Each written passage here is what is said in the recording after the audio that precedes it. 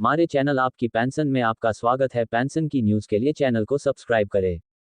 No Koshyari no votes के साथ चुनावों का विरोध करेंगे ईपीएस 95 पेंशनर्स।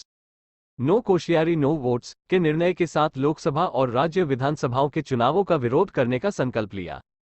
कर्मचारी पेंशन 1995 समन्वय समिति के महासचिव ने बताया कि उन्होंने एक संदेश भारत के माननीय राष्ट्रपति, सभी लोकसभा, राज्यसभा सदस्य, प्रधानमंत्री, मुख्य न्यायाधीश, श्रम मंत्री और वित्त मंत्री को भेजा है, जिसमें कहा है कि हम कर्मचारी पेंशन योजना 1995 के पेंशनभोगी देश के वरिष्ठ नागरिक सबसे विनम्रता और सम्मानपूर्वक आपके ध्यान में लाना चाहते हैं कि हम बहुत वृद्ध पेंशनभोगी भारत सरकार के व्यवहार से बहुत निराश है।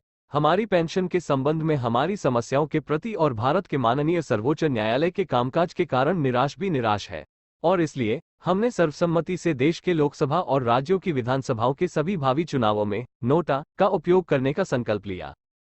हम देश के बुजुर्ग अपने कानूनी अधिकारों के लिए आंदोलन कर रहे हैं, सड़कों पर बैठे हैं और धारणा आंदोलन कर रहे हैं, पिछले 10 से 12 वर्षों से दिल्ली का दौरा कर रहे हैं और आंदोलन कर रहे हैं, लेकिन भारत सरकार ने कभी हमारी समस्याओं का संज्ञान नहीं लिया है। हम सभी वृद्ध पेंशनरों ने जीवन भर देश की सेवा की है। 30 लाख से ज्यादा पेंशन धारकों को मिल रही 1000 से कम पेंशन। देश में 30 लाख से अधिक पेंशनभोगियों को 1000 रुपये प्रतिमाह से कम पेंशन मिल रही है, जो उनके भोजन और दवा के लिए भी पर्याप्त नहीं है। ये देश में एकमात्र पेंशन है जिसे पिछले 20 से 21 वर्षों से संशोधित या बढ़ाया नहीं गया है। हालांकि सांसदों, विधायकों, एमएलसी, केंद्र सरकार के कर्मचारियों, राज्य सरकार के कर्मचारियों आदि के पेंशन को समय समय पर संशोधित और बढ़ाया जाता है। गैर अंशदायी पेंशन जैसे श्रवण बाल पेंशन योजना, राजीव गांधी निराधार पेंशन आदि को भी समय समय पर संशोधित किया जाता है।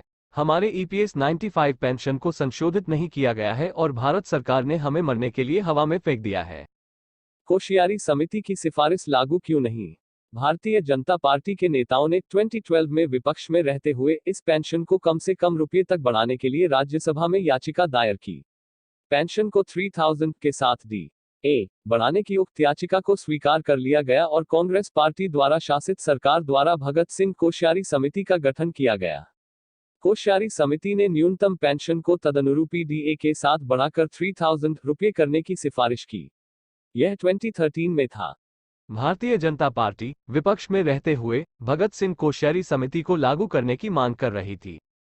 कांग्रेस पार्टी शासित सरकार ने कोश्यारी समिति की सिफारिशों को लागू नहीं किया और न्यूनतम पेंशन को बढ़ाकर 1000 कर दिया।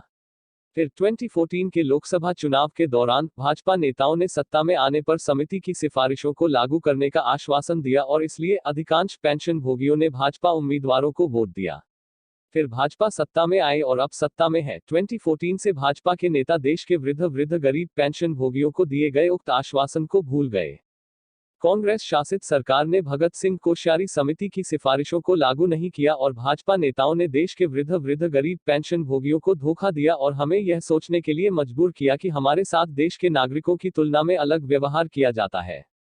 इसलिए हमने सर्वसम्मति से नो कोश्यारी नो वोट्स के निर्णय के साथ लोकसभा और राज्य विधानसभाओं के चुनावों का विरोध करने का संकल्प लिया है। हमारे लोग इन सभी भावी चुनावों में वोट नहीं देंगे या नोटा का उपयोग करेंगे।